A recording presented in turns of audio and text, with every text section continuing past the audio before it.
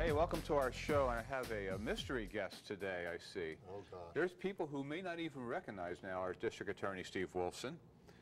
Hairless or beardless? Beardless. I'll go with that. I'm hairless, you're beardless. But well, after 30 years, I decided it was time for a change, Ed. So, yeah, I shaved my beard about 8 days ago, and even I look in the mirror and don't really recognize myself. 30, what is that like? Okay, take me to the morning you're shaving your beard. Now, you've had a beard for 30 years. Mm-hmm. Okay, you're a kid last You're time you asking saw such a that personal face. question. Yeah. And It was shocking. so do you shave like, Up do or half down? face first, do the mustache last? I mean, what was the routine? Oh, gosh. You know, after 30 years, I almost forgot what it was like to shave the full face. And it was remarkable how short of a time it took. I just, went like this, I look up, and all of a sudden, I'm beardless. But I like the new look for a while. My wife hates it. But then just a couple days ago, she said, I'm getting used to it. So we'll see where we go with this. Well, it's a big change, 30 years, wow. And speaking of changes, I mean, you seem to really adapt very well to changes. You've been in and out of criminal defense work. You've been on the district attorney side, the government side. What is the trick, or for lack of a better word, of being able to convert yourself from working for the government prosecuting people to then defending criminals or accused, to then going back and becoming a district attorney?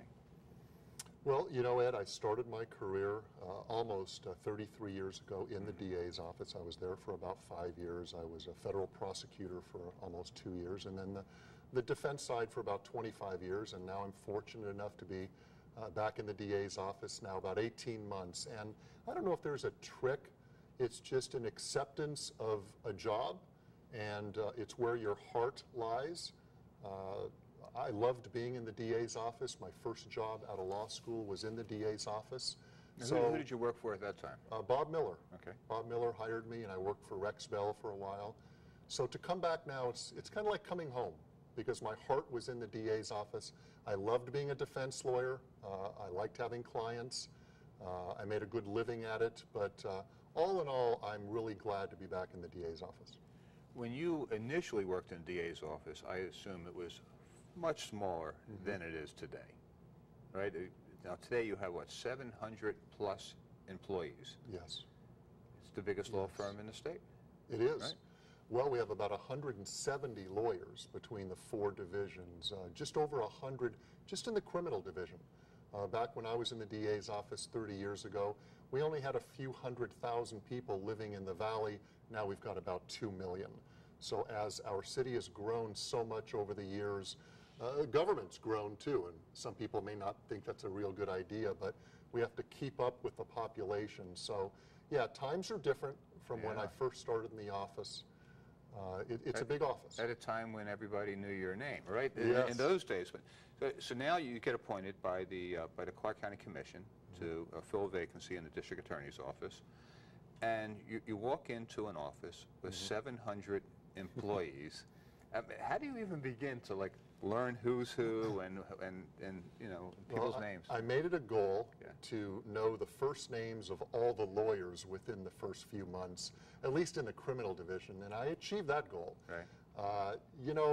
I use this expression quite a bit. When judges become judges, under state law, they are required to go to judicial college, and I think they have to spend a few weeks up in Reno. Every judge in the state attending a judicial college to learn how to be a judge. They don't have a district attorney college. So when I joined the office about 1.5 years ago, I knew a lot of people in the office. As a defense lawyer, I dealt on a daily basis with the DA's office. So I decided to go in with my eyes open. I have a lot of great people in the office that I work with. I listen to the people I work with. But at the end of the day, most of the important decisions I'm the one that makes. And, some of them are good and some of them are not so good. I just do the best job I can, Ed. Having been a criminal defense lawyer, knowing now you're getting appointed, go back 18 months ago to the district attorney's office, there's got to be like a pet peeve that you had. Boy, if I was the DA, I would have done, fill in the blank. Do you have one of those pet peeves, or did you? I don't know if I'd call it a pet peeve, but being on the defense side for so long, I was certainly of a mindset that I think some things should be done differently. But all in all, the office is a smooth running office. You know, we receive about 60,000 cases a year to prosecute. And that doesn't even include the Civil Division, the Family Support Division, and the Juvenile Division. So what I did when I joined the office was I took 6 months just to learn what was happening and to get a feel for the land, if you will. But I'm very proud of some of the changes I've made. The DAs are back in the specialty courts now. We're very active in community outreach. I wanted my DAs to be part of this community, so our lawyers and our staff people are out in the community going to schools and participating in various community events. I don't know if I'd call it a pet peeve. It's just something that I think is important. I did that as a city councilman, and so those are some of the things I'm doing as the district attorney.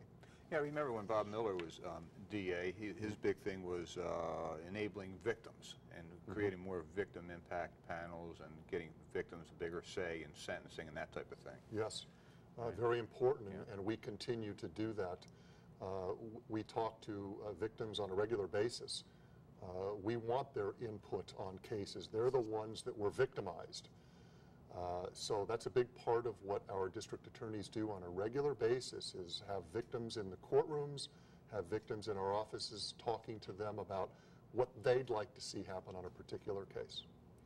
Now, part of the job has a political component. You have some experience having been a city councilman, Las Vegas city councilman. But the politics seem to have been a contributing factor, maybe in the sheriff not running for re-election. You have politics involved in your office. You have to work with not only the city and the county, but you have Attorney General, the police department, budgets, the state, etc. How do you balance all that? Carefully. You know, I just go in, I'm a good listener. I like to bring qualified, capable people around me. If there's an important issue, I'll staff that. That's the term for bringing in people. And I'm not a yes man. I do not want to hear people tell me what they think I want to hear. I want to hear a diversified balance of opinions. So I listen. I try and do my due diligence in checking issues out. But at the end of the day, like I said, I make some important decisions. One of the most important decisions I make, Ed, is the decision whether or not to file the death penalty. That has been a controversial issue across this land, and in particular our community.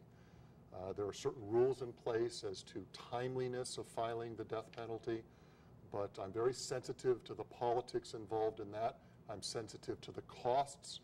But the majority of Nevadans still favor the death penalty. But I bring qualified people, I bring seasoned prosecutors, and then I talk to people on the outside as well about trying to get a pulse, if you will, from the community and how they feel. So what I try and do is just talk to people, listen to people, and make the best decision I can. You see things from a different perspective now, being in the DA's office. I mean, you see a lot of the violence and a lot of just horrific acts that occur in the community. How has that impacted you? Well, just this morning, I wake up and I watch the news every morning. I watch Kim and Dana Wagner every morning, and my wife says to me, "Oh my gosh, there was another shooting last night." I'm a news addict. I watch and listen to the news every day, and it troubles me. I'm very bothered by the amount of violence in this community. It seems like every day somebody is being shot. The traffic accidents that are occurring, the drunk drivers, the drivers that are operating vehicles under the influence of both legal prescription drugs and illegal drugs that are causing carnage every day. It's very troubling. I don't know what the answer is to fixing that. As a public safety officer, I have specialty teams in my office. We have groups of attorneys that handle gun cases, gang cases, murder cases, and we're very aggressive in our prosecution of those cases. But I don't have a simple solution to curb gun violence or gang violence. I will tell you that there isn't a day that goes by that I'm not mindful of what's happening in this community, recognizing that as a public safety officer, it's my primary responsibility.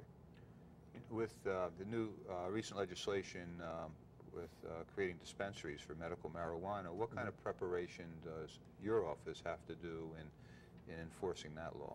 What we're doing right now is we're participating in meetings with the sheriff. At the present time, it's the Department of Health and Human Services, a state agency that has been charged with putting together the rules regarding who gets the license to operate the dispensaries and how they're going to enforce that. So at this point, I'm just participating in meetings. We are reaching out to other states, Arizona in particular, because they're a neighboring state, to find out how they've done certain things and what problems they've seen so far. But those dispensaries won't come on board until next year, so we're just going to have to wait and see. So there's kind of a period of time between now and next year where dispensaries are not operating Correct. legally, but you can obtain a license. Is that correct? I'm not sure when the licensing are going to be issued. I think that no sooner than April 1st, or at least the first dispensaries in Clark County will not open until April 1st of next year. There's a lot of people in the background right now. There's a lot of interest.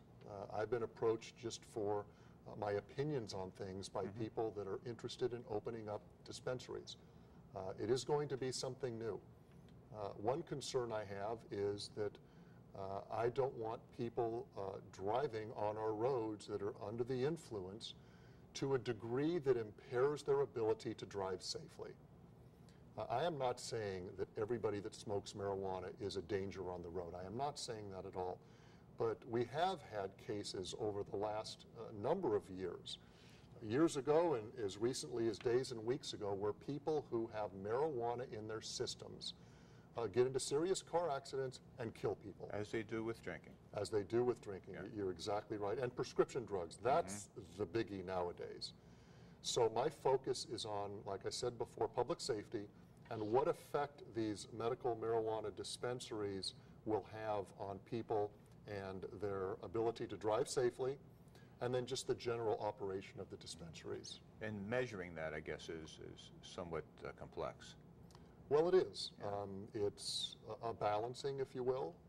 Our legislature has said we're going to have medical marijuana dispensaries, and I'm in favor of that. I think it's time. It's time for this community. But there are laws, and these laws must be followed, and that's my job, is to make sure people follow the law. Part of the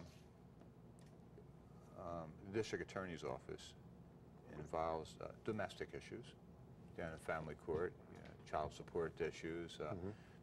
I think most people who are not accused of crimes that are in contact with the district attorney's office may be in the family court area. That also has changed a lot. When you and I first started practicing law, we had 1 or 2 courtrooms with family court. Now we have complexes. We do. Housing family we have court. facilities that house family Yes, court yes. judges. Yeah. So, how much of a challenge is that? That was a challenge because I never really practiced much in the family law arena, but of the 700 plus employees in my office, about 320 of them are in my family support division. Most people, when they think of the district attorney's office, think about the criminal division, because that's what they see on television and have experiences with, either as witnesses or even defendants. We have a whole set of employees that do nothing but collect unpaid child support. And that's our family support division, which is located over on East Flamingo. We have about 15 lawyers out there and about 300 staff people. And I'm very proud of this division. They just won a national award for being the most improved municipality in the country. Wow. Over a 3-year period. Very prestigious award. And this division of the DA's office collected in calendar year 2012, listen to this, it's amazing, $125 million. And about 90% of those monies went to the families. So that's an extraordinary thing that the DA's office does, and I want to give credit to my family support folks. You know, I'm the figurehead, Right. I'm the district attorney. I get a lot of credit for things that other people really do a lot of hard work on. So that's a division that nobody even thinks about in the DA's office, but has been very successful in the past few years. One of the other divisions is Juvenile Division. You know, it seems to me that that the type of crime that you see today in juvenile system is much more violent and serious than what it was, you know, perhaps 33 years ago when you started. That's also a difficult balance on somebody has to make a decision on charge this offender as an adult or a It juvenile. is. You know, these are kids. Yeah. By law, anybody under the age of 18 is considered a juvenile. You know, I remember growing up in high school, Ed, and this is 40 plus years ago, when if a couple of kids got into an argument, they'd say, well, let me see you at the park down the street. Right. It was generally a fist fight. And somebody got bloodied, somebody got a bloody nose or a black eye. That's not the way it is today with our youth. I mean, there's some fist fights, but we are a more violent society now. So in our juvenile division, we have both the delinquency and the child welfare sides. I have about 15 lawyers that handle just the delinquency cases. These are kids under the age of 18 that are charged with criminal acts. They're called acts of delinquency. But there is that balancing between the protection of our community. If we have a violent kid that's committing robberies or murders, we have to protect our community, and sometimes that means removing that kid from the streets. On the other hand, a lot of our juveniles get into less serious trouble, and we have diversionary programs, we have an excellent probation department, we have excellent judges. Judge Voy is our primary juvenile court judge who does a really good job down there. So yeah, there's a balancing between what is best for this youth. Does he need help? Does he need counseling, alcohol, drugs, truancy? Or has he caused such a problem that we need to temporarily warehouse him to protect our citizens? You've been very active with personally getting involved with shootings involving police over the last year or so. So now if there's a police shooting, you get a call in the middle of the night? I do. You have to go down and... I do. What happened, and this is the long story short, was that when I took office, we were not having any coroner's inquest. That was on hold, and there were about 20 cases involving officer-involved use of force, death cases that weren't going to hearings. So what I decided to do was issue written decisions because the families of the decedents, the officers themselves, and this community weren't getting answers. The traditional coroner's inquest, which gave some information to the public as to why an officer used deadly force, weren't taking place. So I started issuing written decisions so that we'd get some information out to the public surrounding why an officer used force. In addition to that, I stepped up a new program where the district attorneys ourselves respond to scenes. Now, we're not investigators, but we are observers and we're participants, so we respond to all. So how does that help you? Well, it's like having firsthand knowledge. It's one thing to read about something in police reports. It's another thing to have actually been out there to visualize what took place. We are given briefings. So within just a couple of hours of an officer-involved shooting, myself and some of my assistants are getting quick briefings as to what happened. And we ask questions. If we have a concern, we ask questions.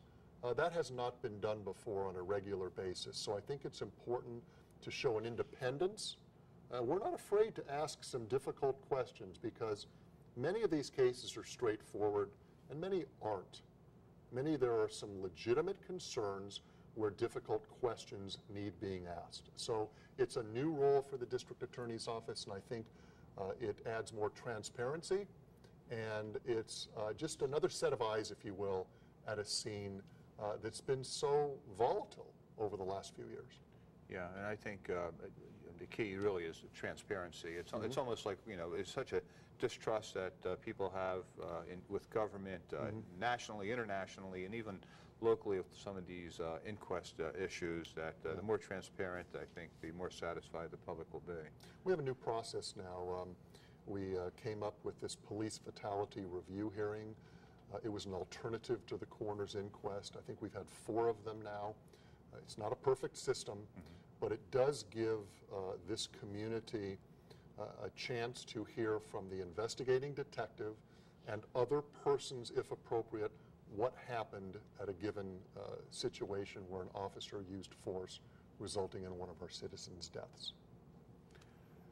Next year, there's an election. You're going to have to run for the office that you were appointed to. Is that campaign started? I mean, have you made an official announcement, or what have you done? Well, I haven't, you know, held a news conference or anything like that, but it's no secret. I am seeking election to this office. I love my job, Ed. I'm a lucky guy. I have one of the coolest jobs You sound like Oscar Goodman. in the country.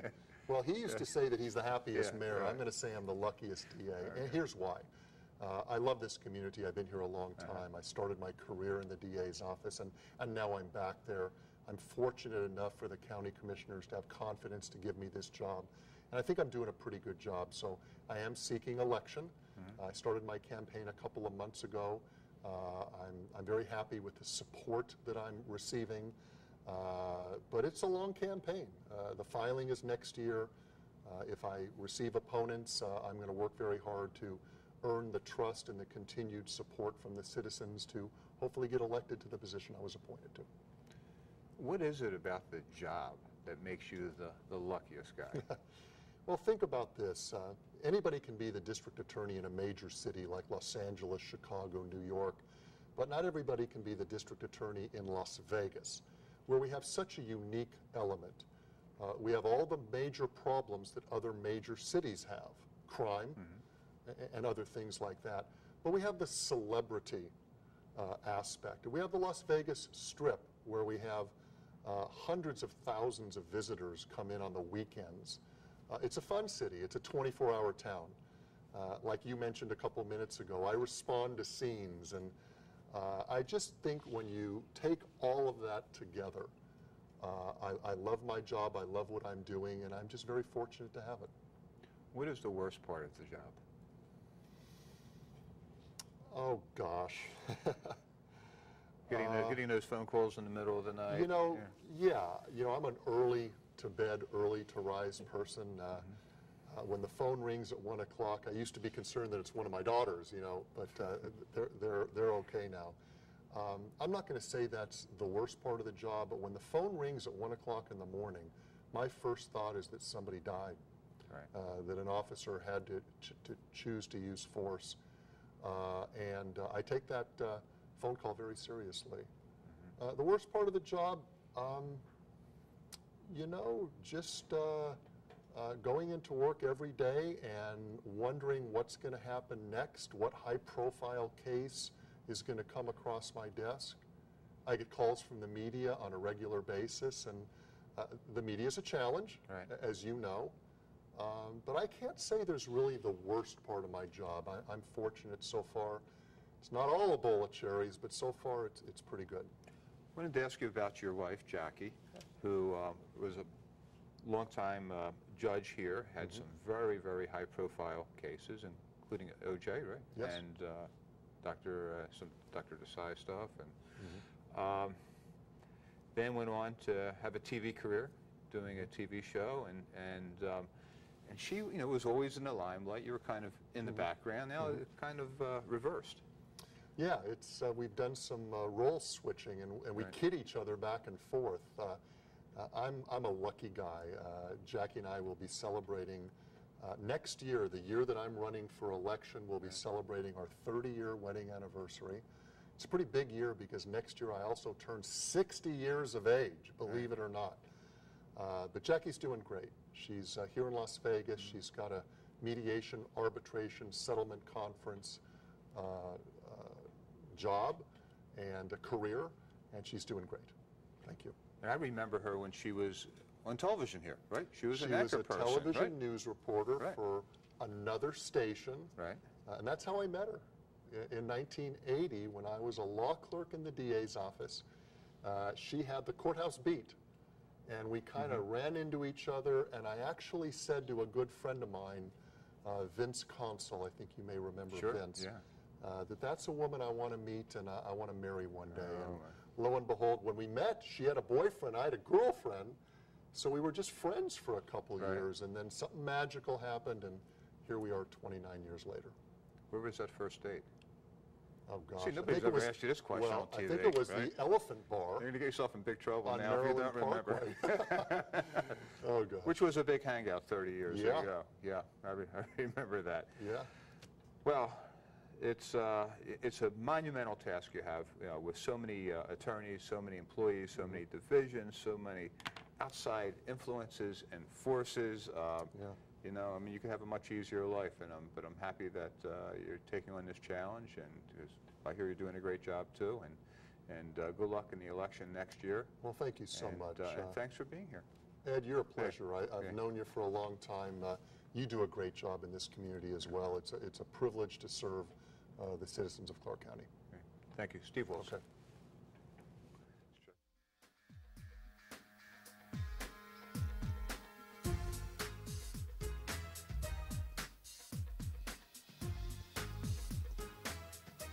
Be sure to visit us online for more information about today's guests. To see past shows or even contacting us about being on the show, simply go to theedbernsteinshow.com. That's theedbernsteinshow.com.